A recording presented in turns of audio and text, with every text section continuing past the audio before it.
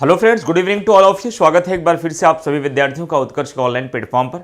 फिर आपके मार्गदर्शन के लिए एक बार मैं स्ट्रेटजी वीडियो में फिर से हाजिर हूँ। और सबसे पहले मैंने यूपीपीसीएस की शुरुआत से तैयारी कैसे करें इसके लिए एक स्ट्रेटजी वीडियो बनाया।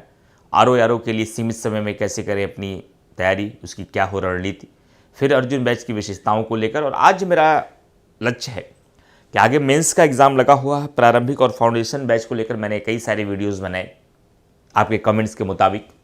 लेकिन मुझे लगा कि अब समय आ चुका है कि 2024 और 25 के लिए जो विद्यार्थी आंसर राइटिंग कर रहे हैं, तो प्रारंभिक परीक्षा और फाउंडेशन की शुरुआत से ज़्यादा चुनौती विद्यार्थियों को आंसर राइटिंग में आती है। और सही अप्रोच न होने के कारण कई बार विद्यार्थी भटकते रह जाते हैं और उत्तर लेखन कौशल का सही से विकास हो नहीं पाता है। तो आखिर आंसर राइटिंग कैसे करें 2024-25 के लिए, उसकी शुरुआत कैसे करें, किन बातों का ध्यान रखें, उसको लेकर मैं 15 मिनट का एक संक्षिप्त सुझाव देता हूं। यदि आपके आंसर राइटिंग में ये सुधार करने में सहायक होगा तो निस्संदेह रूप से मुझे भी थोड़ा सुकून मिलेगा और आपको भी लाभ मिलेगा। तो मैं कोशिश करता हूं आपको विस्तार पूर्वक मैं आंसर राइटिंग के बारे में 15 मिनट में संक्षिप्त में बताऊं। फ्रेंड, ध्यान रखिएगा कि आंसर राइटिंग एक आर्ट है।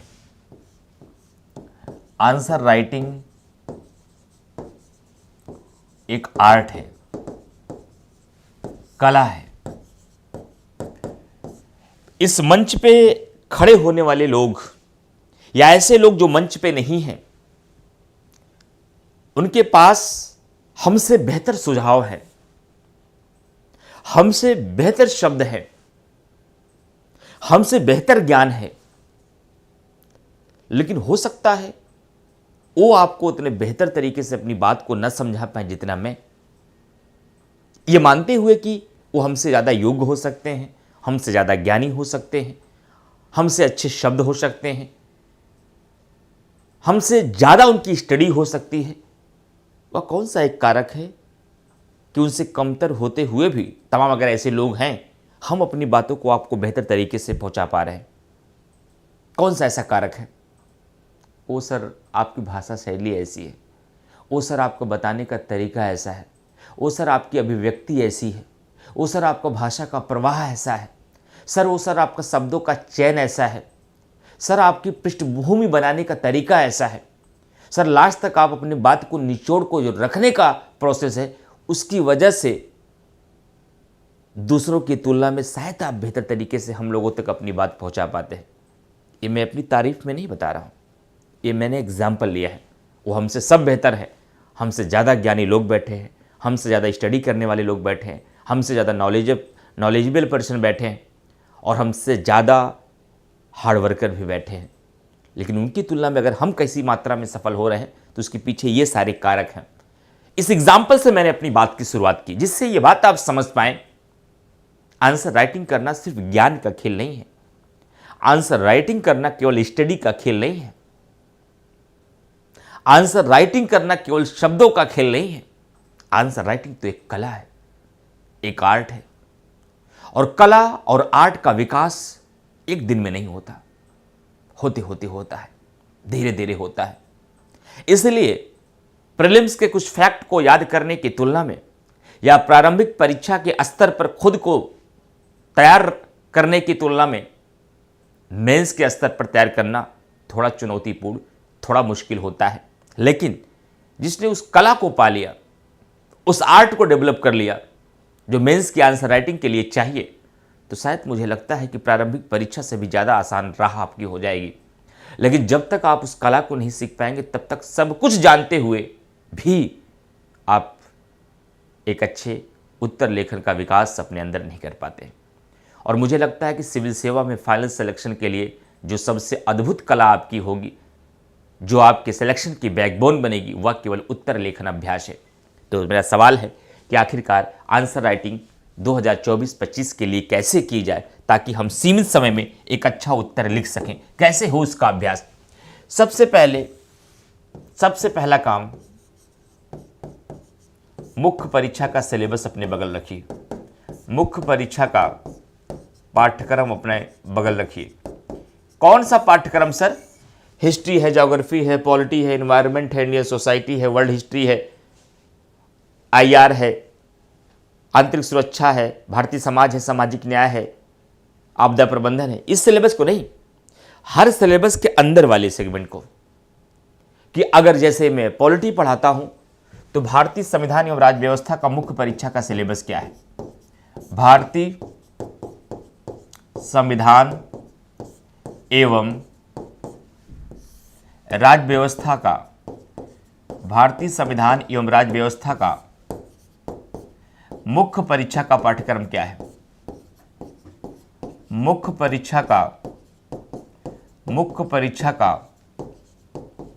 पाठ्यक्रम क्या है, मुख्य परीक्षा का पाठ्यक्रम क्या है, उसे अपने बगल रखिए और एक एक शब्द को अलग अलग ब्रैकेट में कर लीजिए कि किसमें क्या क्या शब्द दिया गया है, जो जो प्रावधान है, और उन प्रत्येक सेगमेंट पर पहले कंटेंट तैयार करिए, पहले कंटेंट को अच्छे से पढ़ लीजिए। कंटेंट का पढ़ने का आयाम क्या है, उस टॉपिक के बारे में सामान्य परिचय, उस टॉपिक के बारे में गुण, उस टॉपिक के बारे में दोष, उस टॉपिक की चुनौतियां, उस टॉपिक को सुधार करने में अगर आवश्यकता है तो समाधान, साथ ही साथ उस टॉपिक का निष्कर्ष, कंक्लूजन, निचोड़, इतने आयाम पर, प्रीलिम्स के फैक्ट के आयाम पर नहीं।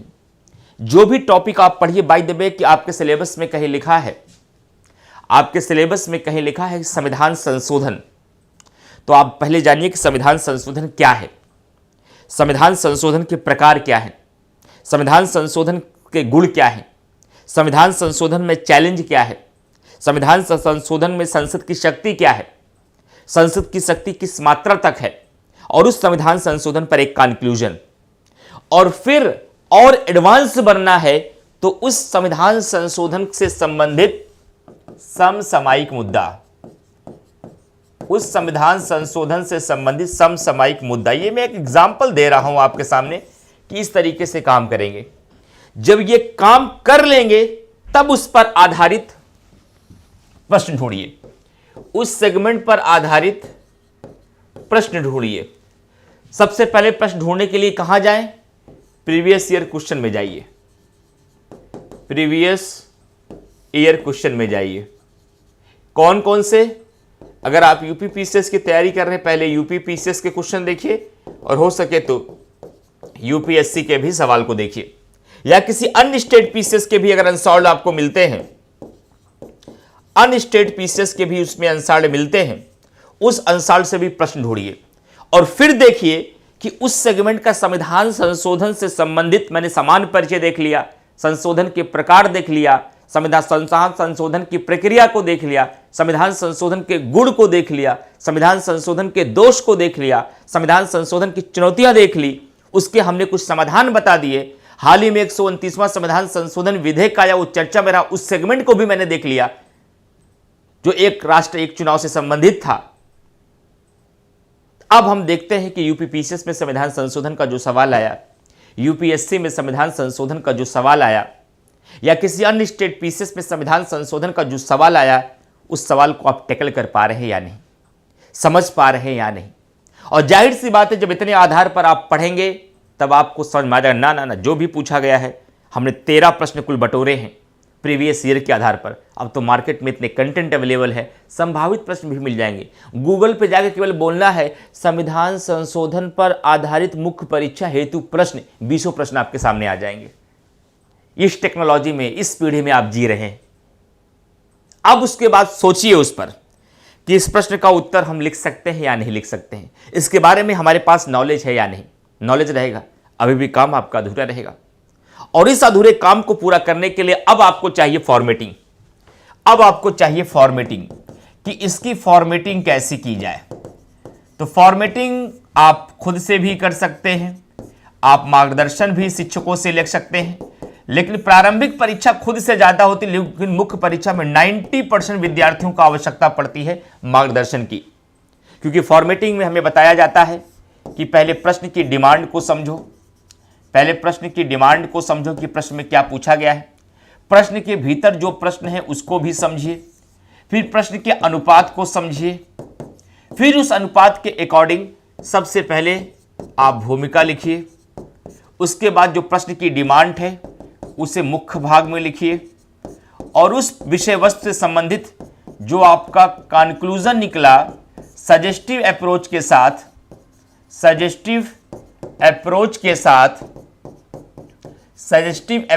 साथ उसका एक निष्कर्ष बनाइए।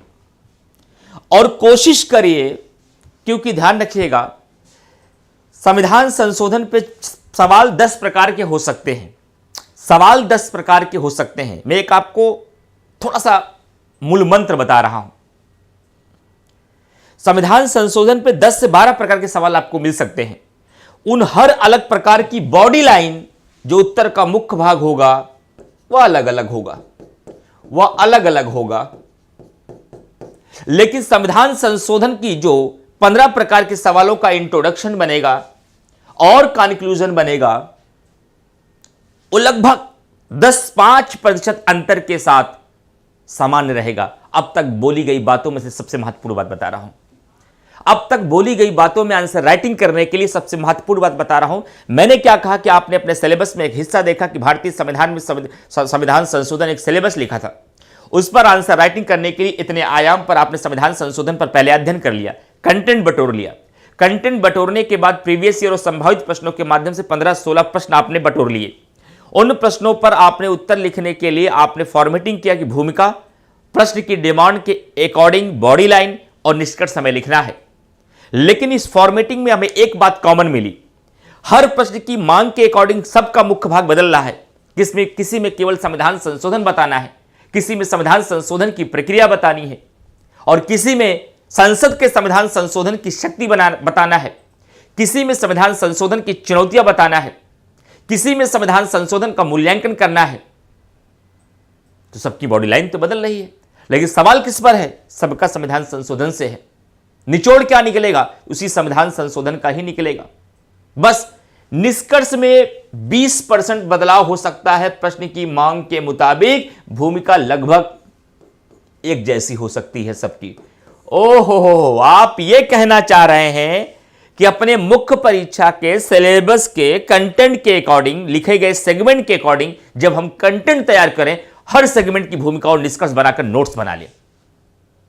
यस, ये मैं कह रहा हूं।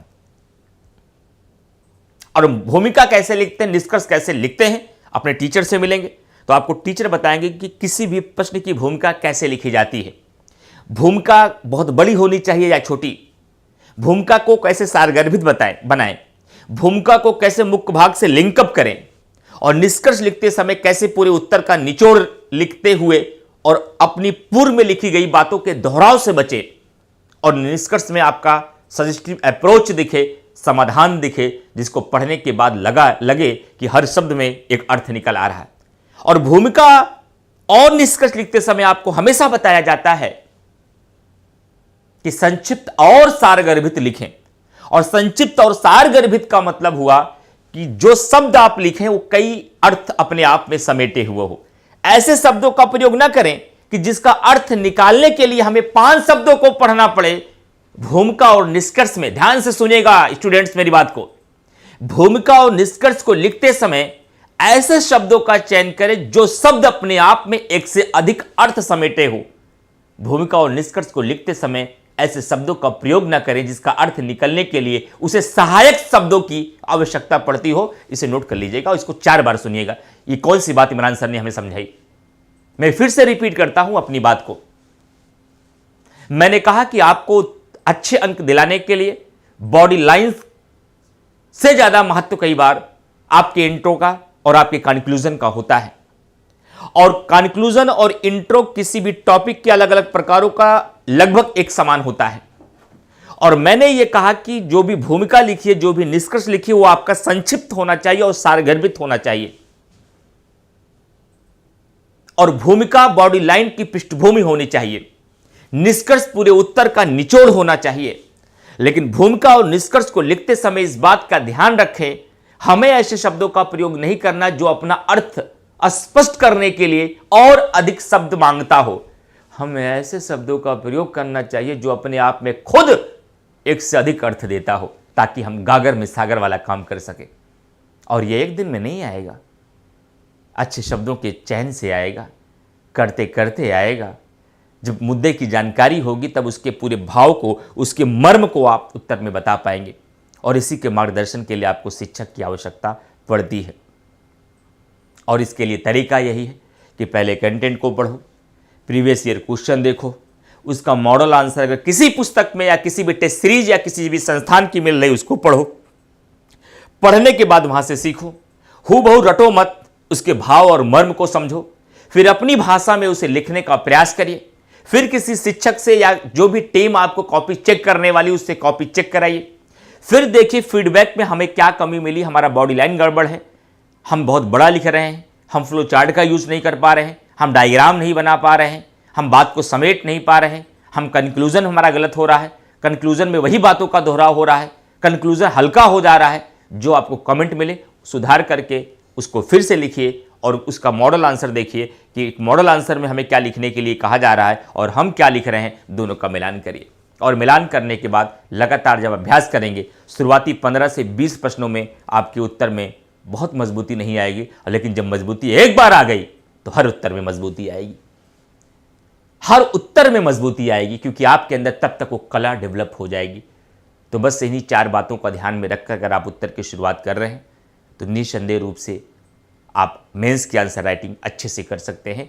खासकर ऐसे विद्यार्थी जो 2024 प्रीलिम्स निकालने की दहलीज में हैं या 25 में अपनी प्रारंभिक परीक्षा की तैयारी तो कर चुके हैं, लेकिन आंसर राइटिंग को लेकर वो डरे हुए हैं। ये तरीका आप अपनाइए और इस तरीके को अपनाकर अगर आप करेंगे तो निस्संदेह रूप से आपकी पढ़ाई एग्ज़ाम ओरिएंटेड होगी। आप टॉपिक से भटकेंगे नहीं, आप टॉपिक के अकॉर्डिंग पढ़ेंगे और हर टॉपिक से इतने प्रश्नों का अभ्यास कर लेंगे कि कल जब आयोग प्रश्न बनाएगा तो उन्हीं आपके अभ्यास में किए गए प्रश्नों का ही प्रश्न मिलेगा। प्रीलिम्स में सवाल फंसाना मुश्किल है, लेकिन मेंस में सवाल फंसाना आसान है।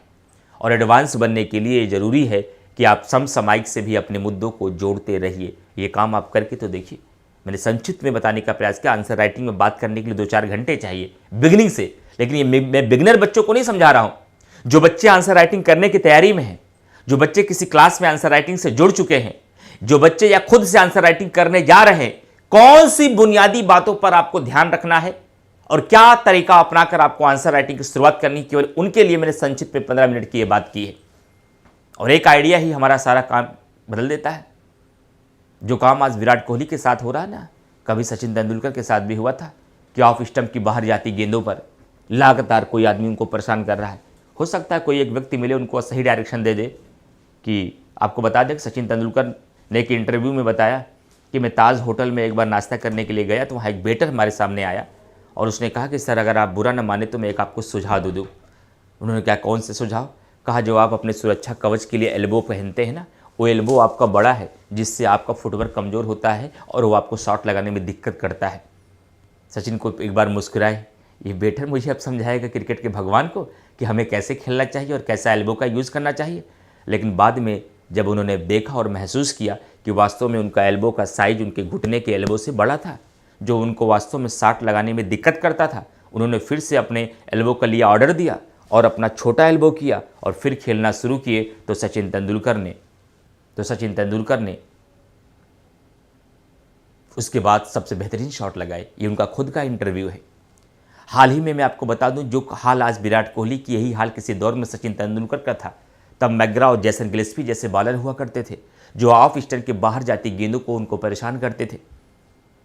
तब किसी बैट्समैन ने उनको सलाह दिया, सीनियर ने सलाह दिया कि ऑफ स्टंप के बाहर जाती हुई गेंदों को आपको टच ही नहीं करना है।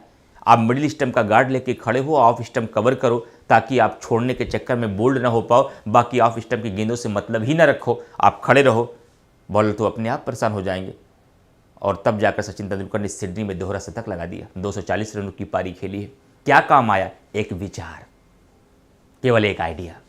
मैंने वही आइडिया आपको देने का प्रयास किया है। यदि आप अपनाएंगे तो निस्संदेह रूप से आंसर राइटिंग में आपको फायदा मिलेगा। बाकी आंसर राइटिंग में फिर डिटेल में जब हम आंसर राइटिंग की किसी बैच की शुरुआत करेंगे या फिर किसी आंसर राइटिंग प्रोग्राम में आप लोग ऑफलाइन मिलेंगे तो मैं ज़रूर बताऊंगा। और ध्यान रखिएगा, हम लोग केवल सुझाव नहीं बता रहे हैं, हम लोग केवल विचार नहीं बता रहे हैं, हम लोग इसमें अपनी सारी ताकत आंसर राइटिंग के प्रोग्राम के लिए लगा रहे हैं। इस समय आंसर राइटिंग का एक ऑफलाइन बैच स्टार्ट हुआ है। इस समय मेंस का एक बैच स्टार्ट हुआ ऑनलाइन लाइव फ्रॉम स्टूडियो, जो मैंने स्टार्ट किया है। आंसर राइटिंग के अभ्यास के लिए टारगेट दिया जा रहा है। 9 घंटे बच्चों को कुर्सी पे बैठाया जा रहा है, उनको कॉपी चेक कराई जा रही है, उनको मॉडल उत्तर दिया जा रहा है। टीचर पहुंचकर उनका एवेल्यूएशन कर रहे हैं, उनकी कॉपी को चेकिंग कर रहे हैं और देख रहे हैं, उनको मार्गदर्शन कर रहे हैं। और इन सारे बैचेस के लिए अभी आज ही के दिन आप लोगों ने देखा है कि हमारे उत्कर्ष पे 1 वर्ष पूरे हुए और बहुत सारे विद्यार्थी 9 वर्ष के ऑफर में बैचेस को लेने से चूके और जितनी फीस ऑफर में थी उससे भी कम फीस के साथ मैंने 2 दिन का फिर विद्यार्थियों को मौका दिया है कि जिन विद्यार्थियों ने अब तक ऑफर का लाभ नहीं उठाया है, तो हमारे 1 वर्ष के उत्कर्ष में पूरा होने के उपलक्ष्य में भी सभी कोर्सेज में आपको 2 दिनों का छूट मिल रहा है। 6 तारीख को यानी आज और 7 तारीख को यानी कल रात 12 बजे तक। और इस छूट में न्यू ईयर में जितना ऑफर मिला था उससे भी 5% और अधिक छूट आपको दिया जा रहा है। जैसे कि एग्जाम्पल के तौर पर यदि मैं बात करूं तो आप देख सकते हैं UPPCS mains answer writing batch की अगर बात करूं जो 6 तारीख को स्टार्ट हो रहा है, जो लाइव फ्रॉम क्लासरूम बैच था और उसकी ओरिजिनल प्राइस ऑफलाइन 20,000 है। न्यू ईयर ऑफर में आपको 5500 को मिल रहा था, लेकिन हमारे 1 वर्ष के उपलक्ष्य में उसे आप केवल 5,000 में परचेज कर सकते हैं और घर बैठे पूरे उत्कर्ष के शिक्षकों का मार्गदर्शन प्राप्त करके आप आंसर राइटिंग घर बैठे सीख सकते हैं। प्रीलिम्स की पढ़ाई यदि आपने सेल्फ से कर ली है तो शिक्षक के मार्गदर्शन में आप अपना आंसर राइटिंग कर सकते हैं। इसके साथ ही साथ यूपीपीसीएस का मेंस का बैच स्टार्ट हुआ है जिसमें थ्योरी प्लस आंसर राइटिंग है। पूरी थ्योरी पढ़ाई जा रही है, उसका नोट्स आपको दिया जा रहा है, कॉन्सेप्ट आपको क्लास में, यही चुनौतियां, यही गुण, यही दोष, यही समाधान क्लास में टीचर खुद समझा रहे हैं आपको डिटेल में, और आपको नोट्स भी मिला हुआ है। उसके बाद आप आंसर राइटिंग कर रहे हैं, टीचर आपको प्रश्न भी दे रहे हैं, अभ्यास भी करा रहे हैं, लेकिन कॉपी चेकिंग की यहाँ सुविधा नहीं है। ये बैच आपको 3,000 रुपये में लाइव फ्रॉम स्टूडियो प्राप्त हो रहा, जो पहले 3200 रुपये में था। मात्र 3,000 में उत्कर्ष के सभी शिक्षक GS 1 से लेकर 6 तक की आपको मेंस के स्तर पर राइटिंग करा रहे हैं, जो थ्योरी के साथ है ये 2025 के लिए। इसके साथ ही साथ यूपीपीसीएस अर्जुन 4.0 स्टार्ट हो रहा है, जहां घर बैठे बच्चे पूरी फाउंडेशन तैयारी प्री और मेंस की कंप्लीट कर सकते हैं। सीसेट, समान हिंदी और GS 5 और 6 के साथ। न्यू ईयर के ऑफर में ये बैच आपको 4500 का मिल रहा, 5,000 का मिल रहा था, लेकिन अभी 500 रुपये और कम मिल हो गया है मात्र 4500 में, और प्राइम में 9,000 में, प्राइम में 1,000 कम हो गया, स्टैंडर्ड में 500 और। किसकी तुलना में? इस 43,000 की तुलना में 10,000 तो आपका ऑफर में चल रहा था, और अभी 6 और 7 तारीख को 500 इसमें से 1,000 इसमें से और कम हो गया है। ये अर्जुन बैच में आपको छूट मिल रही है। इसके अलावा यूपीपीसीएस फाउंडेशन बैच जो ऑफलाइन है, जो पूरे 1.5 साल का 12 से 14 महीने का कोर्स होता है, वो स्टैंडर्ड फीस 9,500 और प्राइवेट फीस में 16,500 रुपये पूरा फाउंडेशन। ये लाइव फ्रॉम क्लासरूम बैच है। और साथ ही साथ यूपीपीसीएस RO का जो फाउंडेशन बैच है प्रारंभिक परीक्षा के लिए, ये 3,000 रुपये में बैच मिल रहा है। बहुत सारे विद्यार्थियों ने आज सुबह कमेंट किया कि 3,000 को तो न्यू ईयर ऑफर में भी मिल रहा था, आपके 1 साल के उपलक्ष्य में क्या हमें विशेष मिल गया? रिकॉर्डेड बैच फ्री मिल गया आपको। कौन सा? यूपीपीसीएस का समीक्षा अधिकारी का। ये भी तो यूपीपीसीएस समीक्षा अधिकारी का है, ये तो अभी लाइव चल रहा है। ये वो बैच है जिसमें पॉलिटी हमने पढ़ाई है, ये वो बैच है जिसमें ज्योग्राफी शैलेश सर ने पढ़ाई है, ये वो बैच है जिसमें हिस्ट्री धर्मेंद्र सर ने पढ़ाई है, या वह बैच है जिसमें राज शर्मा सर ने साइंस पढ़ाई है। अगर एग्जाम 3 महीने में समीक्षा अधिकारी हो जाता है या यूपीपीसीएस का 25 में हो जाता है और आपको लगता है कि अर्जुन बैच तब तक पूरा नहीं हो पाएगा, आपको यदि लगता है कि हमारा आंसर समीक्षा अधिकारी का बैच पूरा नहीं हो पाएगा, तो आपके लिए एक लाभ है इसमें कि इस बैच के माध्यम से जल्दी अपना कोर्स आप निपटा सकते हैं रिकॉर्डेड। और यहाँ पॉलिटी मैंने ही पढ़ाई है, ये इसके साथ निःशुल्क मिल रहा है। 3,000 में लाइव के साथ साथ एक कंप्लीट बैच रिकॉर्डेड आपको फ्री मिल रहा है, जिसमें मैंने यूपी स्पेशल पॉलिटी खुद पढ़ाई है आपको। तो इस ऑफर का लाभ उठाइए, और ये ऑफर केवल आपका 6 तारीख और 7 तारीख तक है, और शायद इसके बाद अभी कोई ऑफर नहीं है, फिर आपको फीसें बढ़ जाएंगी, पुरानी फीस पे फिर आपको एडमिशन लेना होगा। तो इसका लाभ उठाइए और अपनी तैयारी को आगे बढ़ाइए। मैंने प्रयास किया एक नया विचार देने के लिए आंसर राइटिंग के लिए। वह विचार आपके लिए कितना कारगर साबित होगा, कमेंट बॉक्स में कमेंट करके ज़रूर बताइएगा। बहुत शुक्रिया, धन्यवाद। पुनः मिलेंगे कल सुबह 7 बजे अपनी देश दुनिया की तमाम महत्वपूर्ण खबरों के साथ। धन्यवाद।